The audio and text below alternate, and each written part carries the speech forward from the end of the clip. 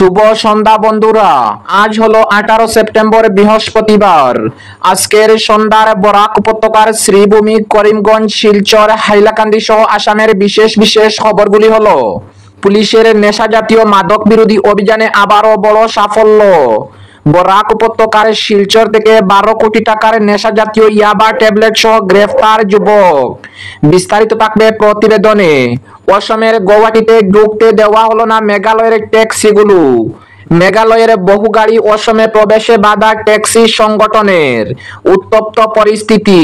বেহাল সড়ক সংস্কারের দাবিতে বিক্ষোভ প্রদর্শন কংগ্রেসের। সড়কের গর্তের জল সেচ করে প্রতিবাদ কর্মসূচি পালন। 5 গ্রাম বারপানি হাই স্পিড করিডোর বেআইনি নির্মাণে কঠোর নির্দেশ জেলা শাসকের। বিস্তারিত থাকবে প্রতিবেদনে। এবং বিহারের পরে দিল্লি ও অসমে শুরু হচ্ছে এসআইআর প্রক্রিয়া। তাহলে বিস্তারিত খবরে যাওয়ার আগে অবশ্যই ভিডিওটিতে একটি লাইক দিয়ে চ্যানেলটি সাবস্ক্রাইব করে পাশের বেল আইকনটি বাজিয়ে রাখবেন এবং ফেসবুক পেজে দেখে থাকলে পেজটি ফলো করে ভিডিওটি শেয়ার করবেন যাতে সঠিক খবরগুলি সবার কাছে পৌঁছাতে পারি। এবার শুনুন আজকের খবরের বিস্তারিত। প্রথম খবর, পুলিশের নেশা জাতীয় মাদক বিরোধী অভিযানে আবারও বড় সাফল্য। বরাক উপত্যকার শিলচর থেকে 12 কোটি টাকার নেশা জাতীয় ইয়াবা ট্যাবলেট সহ গ্রেফতার যুবক। 12 কোটি টাকার নেশা জাতীয় ইয়াবা ট্যাবলেট সহ শিলচরের দলাইয়ের এক ব্যক্তিকে আটক করল শিলচর কাছাড় পুলিশ। গোয়েন্দা তথ্যের ভিত্তিতে বৃহস্পতিবার ভোরে কাছাড় পুলিশের মাদক বিরোধী অভিযানে আতালবস্তি এলাকার বাইপাসে একটি মারুতি ব্রেজা গাড়ি আটক করে তল্লাশি চালিয়ে গাড়ির গোপনভাবে তৈরি করা বিশেষ চেম্বার থেকে 40,000 সন্দেহজনক ইয়াবা ট্যাবলেট উদ্ধার করে পুলিশ। অভিযানে ব্যবহৃত গাড়ি AS01DA0052 নম্বরের গাড়িটি বাজেয়াপ্ত করেছে পুলিশ। শিলচরের দলাইয়ের রাজগোবিন্দপুরের দিলওয়ার হোসেন 40 বছরের যুবককে গ্রেফতার করা হয়। বাজেয়াপ্ত করা মাদকের কালোবাজারি মূল্য প্রায় 12 কোটি টাকা। স্বাধীন সাক্ষীর উপস্থিতিতে এই সামগ্রী বাজেয়াপ্ত করা হয়। প্রাথমিক তদন্তে জানা যায় মাদকগুলো মণিপুরের চূড়াচাঁদপুর থেকে আনা হয়েছিল। এ ঘটনার তদন্ত অব্যাহত রেখেছে পুলিশ। অপরদিকে অসমের গৌহাটিতে ঢুকতে দেওয়া হলো না মেঘালয়ের ট্যাক্সিগুলো। মেঘালয়ের বহু ট্যাক্সি অসমে প্রবেশে বাধা ট্যাক্সি সংগঠনের। উত্তপ্ত পরিস্থিতি। মেঘালয়ের বহু গাড়ি অসমে প্রবেশে বাধা ট্যাক্সি সংগঠনের। জোড়াবাটে মেঘালয়ের বহু গাড়ি অসমে প্রবেশে বাধা দিল অসম টুরিস্ট ট্যাক্সি সংগঠন। গৌহাটিতে ঢুকতে না দিয়ে ফেরত পাঠানো হলো মেঘালয়ের ট্যাক্সিগুলোকে। অসমের পর্যটকবাহী গাড়িকে মেঘালয়ে বাধা দেওয়ার প্রতিবাদে যোরহাটে উত্তপ্ত পরিস্থিতির সৃষ্টি হয়। তাই বৃহস্পতিবার অসমের চালকরা মেঘালয়ের বাণিজ্যিক গাড়িগুলিকে প্রবেশে বাধা দেয়। উল্লেখ্য, গত 16 সেপ্টেম্বর মেঘালয়ের ট্যাক্সি চালক সংগঠন অসমের ট্যাক্সিগুলোকে মেঘালয়ের পর্যটন স্থলে প্রবেশে বাধা দিয়েছিল। ঘটনাস্থলে পুলিশ পৌঁছে পরিস্থিতি নিয়ন্ত্রণের চেষ্টা করলেও পুরোপুরি সফল হতে পারেনি। এক অসম ট্যাক্সি চালক বলেন, মেঘালয় ট্যাক্সি চালকদের অন্যায় আচরণ আর সহ্য করা হবে না। অসম টুরিস্ট ট্যাক্সি চালক সংগঠনের দাবি, যতদিন মেঘালয় সরকার কোনো পদক্ষেপ না নেবে ততদিন এই আন্দোলন চলবে। আমাদের 3 বছর ধরে হয়রানি করা হচ্ছে। কখনো কোনো চালক কোথায় মার খাচ্ছে তার হিসাব নেই। উল্লেখ্য, এর আগেও বহুবার মেঘালয় ট্যাক্সি সংগঠনের সঙ্গে সংঘাতে জড়াতে হয়েছে আমাদের। আজকের এই প্রতিবাদের মধ্য দিয়ে আসামের ট্যাক্সি চালকরা স্থায়ী সমাধানের দাবি করেছেন। তাদের কথায়, আমরা যদি যেতে না পারি তবে তারাও অসমে ঢুকতে পারবে না। অপরদিকে বেহাল সড়ক সংস্কারের দাবিতে বিক্ষোভ প্রদর্শন কংগ্রেসের। সড়কের গর্তের জল সেচ করে প্রতিবাদ প্রদর্শন কংগ্রেসের। বেহাল কালাইন শিলচর সড়ক গর্তের জল সেচ করে অভিনব প্রতিবাদ কংগ্রেসের। বালিঘাটে 2 ঘন্টার বিক্ষোভ কংগ্রেসের। বেহাল কালাইন শিলচরে সড়কের সংস্কারের দাবিতে বিক্ষোভ প্রদর্শন করল কংগ্রেস।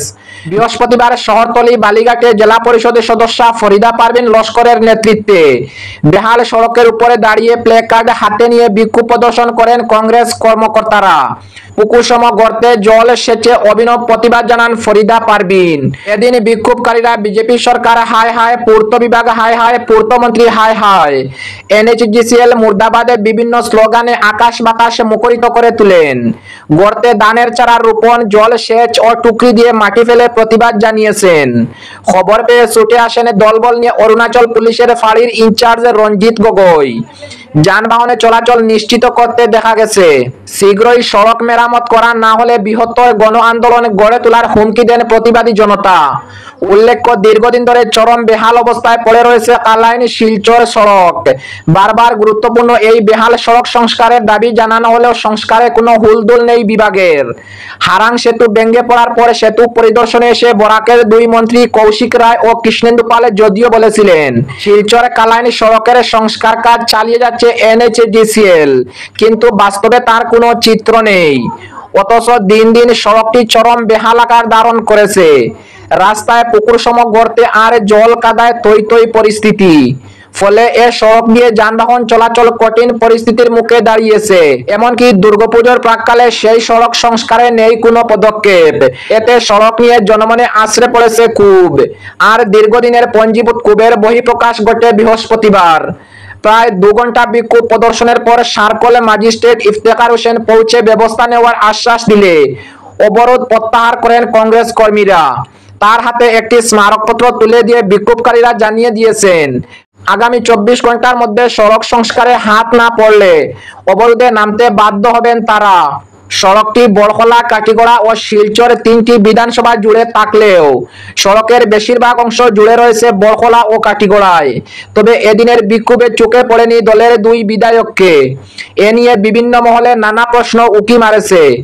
এদিনের প্রতিবাদ কর্মসূচিতে অন্যান্যদের মধ্যে উপস্থিত ছিলেন শিলচরে জেলা কংগ্রেসের সাধারণ সম্পাদক তথা প্রাক্তন জিপি সভাপতি নূর আহমেদ বরবুইয়া, প্রাক্তন দক্ষিণ বড়খলা জেলা পরিষদ সদস্য নাহারুল ইসলাম লস্কর। অপরদিকে 5 গ্রাম বারপানি হাই স্পিড করিডোরে বেআইনি নির্মাণে কঠোর নির্দেশ জারি জেলা শাসকের। 5 গ্রাম বারপানি হাই স্পিড করিডোর বেআইনি নির্মাণে কঠোর নির্দেশ দিলেন জেলা শাসক। বেআইনি কাঠামোর জন্য কোনো ক্ষতিপূরণে দেওয়া হবে না বললেন জেলা কমিশনার মৃদুল যাদব। অসমের অন্যতম উচ্চাভিলাষী পরিকাঠামো প্রকল্পেও সুরক্ষিত রাখতে শিলচর কাছাড় জেলা প্রশাসন বেআইনি কর্মকাণ্ডের বিরুদ্ধে কড়া অভিযান শুরু করেছে। এই পদক্ষেপ নেওয়া হয়েছে প্রস্তাবিত 5 গ্রাম বারপানি হাই স্পিড করিডোরকে লক্ষ্য করে, যেখানে অবৈধ দখল ও নির্মাণ কাজ প্রকল্পে হুমকির মুখে ফেলেছিল। মঙ্গলবার জেলা কমিশনার মৃদুল যাদব কাটিগড়া সার্কেল অফিসারকে নির্দেশ দেন, কালাইনের রাতাছড়া প্যাকেজের 4 লেন সবুজ ক্ষেত্রের পাশে চলা সব ধরনের অবৈধ নির্মাণ ও কৃষি দখল অবিলম্বে বন্ধ করতে। প্রশাসনের মতে এলাকায় হঠাৎ বেড়ে যাওয়া নতুন নির্মাণ কাজ ও চাষাবাদ ছিল পরিকল্পিত পদক্ষেপ, যাতে ভবিষ্যতে জমি অধিগ্রহণ হলে বহু ক্ষতিপূরণের দাবি তোলা যায়। সেই কারণে প্রশাসন পুলিশ মামলা, FIR এবং ফৌজদারি দ্বারা প্রয়োগ করে কঠোর পদক্ষেপ শুরু করেছে। সার্কেল অফিসার ইতিমধ্যে অবৈধ নির্মাণ সামগ্রী ও যন্ত্রপাতি বাজেয়াপ্ত করেছেন। সোমবার সন্ধ্যায় কাটিগড়া সার্কেল অফিসার নিজে ঘটনাস্থলে উপস্থিত হয়ে নির্মাণ বন্ধের নির্দেশ দেন এবং সিমেন্টের বস্তা ও কংক্রিট ব্লক বাজেয়াপ্ত করেন।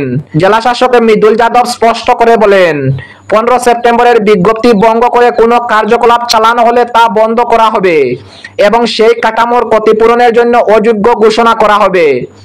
এবং আজকের শেষ খবরটি, বিহারের পরে দিল্লি ও অসমে শুরু হচ্ছে SIR প্রক্রিয়া।